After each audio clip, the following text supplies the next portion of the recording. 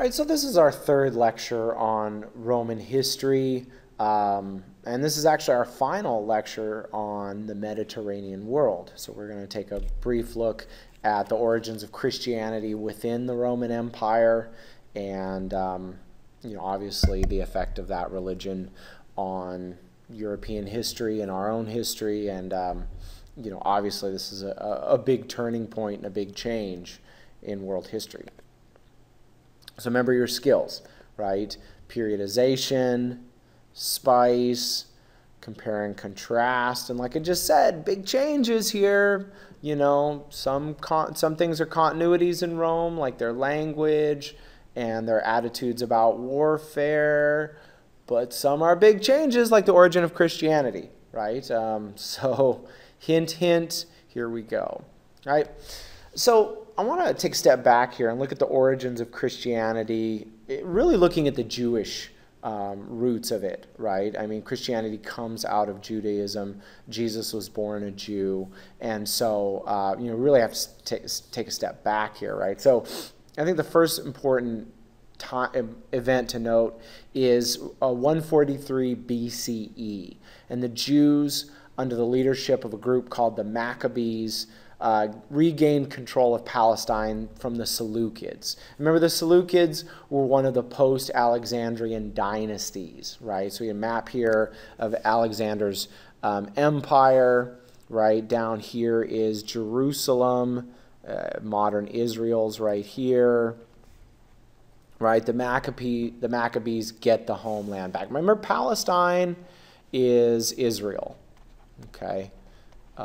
Israel's a modern state. That's the modern name. Traditionally, that area is known as Palestine, and the Palestinians are the traditional people of those lands, right? So the Maccabees get Palestine back from the Seleucids, set up a Jewish kingdom, and get control of themselves and their own political, their government for the first time in a long time at that point.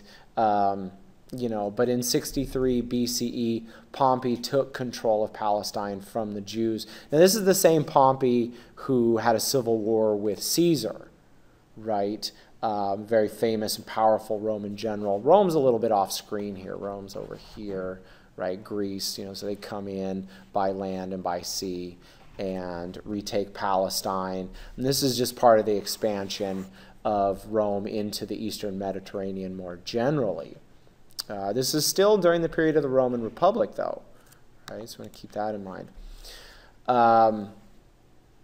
More events here, right? In 40 BCE, the Edomite Jew, Herod the Great, was made king of the Jews by the Roman Senate. It's interesting to have this, Jew elected king, but the Roman Senate viewed Herod as a tool to control the Jews with. He is a Jew, so he's one of those people, from the Roman point of view, he's one of those people, and so local control by a local governor, right? Although there were some tensions there, right? The Romans had a form of state religion that deified the emperor, kind of similar to Egypt, right? The word deified, the root here, day, right here, like mater dei, ode, right? It just means God, right? The Spanish form is, of course, Dios, right? Their state religion deified the emperor and treated him as if he was a god, kind of similar to the way the pharaohs were treated in Egypt. But under Herod, Judaism was protected, right? Because Judaism, like Christianity, there is only one God. And so to sit there and worship an emperor would be incredibly sinful. But Herod the Great was not a bad guy at all. This is not the same Herod as his son, who I'm going to talk about in a moment. He really kind of protected Judaism from a lot of Roman influences, right? And so after Herod the Great's death, his son Herod Antipater took over. This is the Herod who sentenced John the Baptist and Jesus to death and the slaughter of the innocents, when Jesus was an infant. And so not the same Herod, and not a nice man at all. And under his leadership, Roman control over Palestine intensified. Right? And so Jesus comes into a very dangerous political time, a time when the Jews are very unhappy about what's going on. The Jews are violently reacting to the Roman government, and the Roman government is violently cracking down on the Jews, right? I talked about this a little bit in part 2 of the Roman lectures. And so Jesus comes into this situation, and Jesus, like Buddha, who we're going to study in our studies of ancient India and China, or not ancient, classical India and China, he really urged personal salvation and personal goodness and charity and the equality or even the superiority of the poor and the lower classes. Right? So all the things that Jesus preached, very much against the power of the Roman authorities and the religious authority of the Jews, whose power rested on ritual and temple and politics and things like that. You know, Jesus' message was very, very dangerous at a time when this part of the world was very, very violent and unstable. You know, anytime you're saying, hey, poor people should have power and everybody's equal, the people in power are not going to like what you're saying. Right? And so, you know, first and foremost, Jesus was executed as a political dissident. Right? Dissident is a fancy word that just means, you know, political dissident means just he was against the government.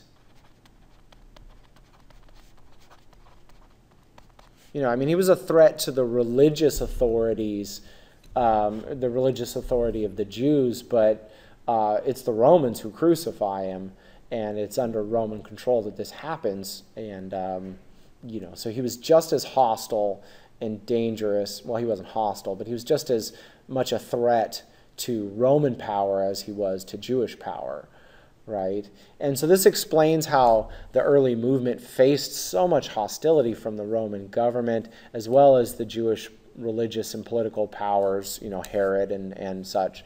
And the Jewish people who didn't think that Jesus was their Messiah or their chosen one, right? Remember, the Jews believe that, you know, they're going to have that Messiah who will come and save them. You know, that's one of the things that makes up the difference between Judaism and Christianity, is a belief that the Messiah has come or the Messiah has not come. There are other differences as well, but, right? And so the early decades of Christianity are very violent, very disorganized. And it's actually a Jew who has a conversion, a man named Paul of Tarsus, who was a Roman citizen. And so he was able to move freely through the empire, spreading his ideas about Jesus. You know, and this is an important example of diffusion, right? That one person or one group is moving around and spreading ideas. So it's a diffusion of ideas. And so we can see all of Paul's journeys here throughout the Eastern and Central Mediterranean. And that only happens because he is a citizen, because he has those rights and powers. You know, remember that most of the New Testament of the Bible is Paul's writings. Right? You've got the 4 Gospels, and then the rest of the writings are all Paul's. And he's writing to these different churches, kind of forming and explaining the ideas of early Christianity. And so, you know, but still, you know, Christianity is going to be persecuted within the empire, right? There are also some other important early Christian communities down here in Ethiopia, right, up here in Syria, and even over in India, right? The Apostle Paul, or not Paul, I'm sorry, the Apostle Thomas, you know, Saint Thomas, journeyed to India and spread the ideas of Christianity to India. And so it's kind of interesting that, you know, you have Christianity in India, Ethiopia, in Syria, before you have it in Rome. Right, because we think of Rome, I mean, this is where the Vatican City is, this is where the Pope is. We think sometimes of this as being the center of classical Christianity, but it really was not the first place. It's kind of interesting to keep in mind here. And there's still tons of Christians throughout the Middle East. Like I said, the Romans were, persecuted the Christians, right? Persecution just means kind of violent, forbidding, and punishment for those who disobey, right? Because remember, the Romans were polytheists, right? They believed in many gods. Right, and so Roman polytheism was threatened by Christianity's emphasis on one true God. And also the Romans had this emperor worship, and that's threatened by Christianity's emphasis on one true God as well. And that, Jesus is the Son of God, not the Roman emperor.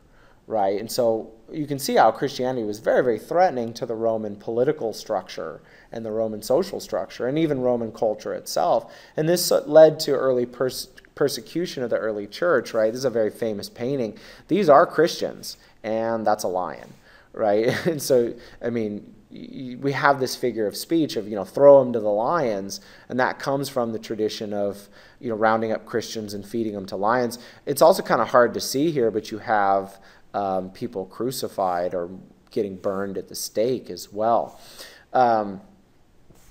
Also, the symbol of the fish here that you'll see on the back of people's cars was a secret symbol that the Christians used to identify themselves to one another's secret sign and things like that.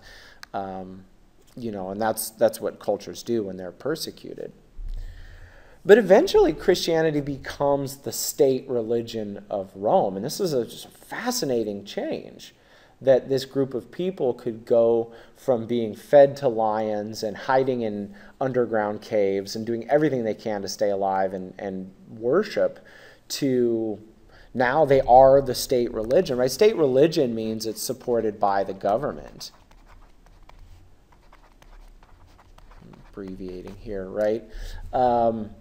If it's the state religion, it's the official religion of that country. Now, in the United States, we don't have a state religion, but, obviously a place like Saudi Arabia, the state religion is Islam, rather. So, and this happens under the leadership of a man named Constantine the Great, or Constantine the First, and I've mentioned him before, right? And he was baptized shortly before his death in 337 CE. That's a very common pattern in world history. If the emperor or the king converts, then all the people are going to convert as well. It kind of goes back to this idea of state religion, right? In 313, though, he issued the Edict of Milan, which ordered Romans to stop persecuting Christians. And then in 325, he called together the Council of Nicaea, which was a council of bishops from around the Roman Empire, and established that Jesus is the Son of God. It's kind of interesting that it takes a political act, in this case, Constantine's council, to declare something that's a religious truth. If you're a believer in Christianity, you don't need any emperor telling you that Jesus is the Son of God, but for the Romans, that had to happen before it could become official. The Council of Nicaea also set the date of Easter, and certain issues related to the formation of the books into the Bible. They didn't draft the final version of the Bible that we use today, but they made some moves that would lead towards, having an established collection of texts that make up the Bible. It's kind of interesting too. Once he started to Christianize, he started to persecute pagans and the Persian religions like Zoroastrianism, right? And we've looked at Zoroastrianism before, right? So is this big change, and this is what happens when there are state religions, is that the other religions become illegal. This is one of the things I like about being an American, is that we have the freedom of religion and we don't persecute anyone for their religious beliefs, at least not as a government. American citizens, American people will persecute one another all day long, but at least our government's not doing that. Right, and so after the Romans converted to Christianity, they begin to convert the rest of the empire into Christianity as well. So that's So, you know, that's North Africa over here. Remember, this is Carthage right here, right? So in Egypt. But then they start to push Christianity out into Spain, France, the Netherlands, somewhat up into Germany, somewhat up into the southern Slavic lands, right? This is Ukraine and Russia up here, and over into Britannia, which will become England, and then Ireland and Scotland, right? And so Christianity is going to become a very important continuity in European history, but at this time period, it's an important change, right? And it's kind of the only thing that held Europe together, right? After the fall of the Western Roman Empire in the 400s, it's really the churches that are the only institutions in Europe. These kings are just kind of violent, nomad, tribal, crazy axe murderer kings. There's no political stability in Europe. There's not a whole lot of social stability in Europe. It's really the church that's going to hold Europe together, and eventually it's going to be the church that's going to help start things like the Holy Roman Empire to start to bring Europe into a more organized civilization, right? I mean, this is the period, I'm talking about the Dark Ages here. And I'm going to talk about the Dark Ages in period 3 of world history. You know, some more to follow on that. And so that's it. This concludes our lesson on Christianity in Rome, and this concludes our study of the Mediterranean world. Up next, we're going to move east to look at India and China, and finally Mesoamerica. Thanks for watching.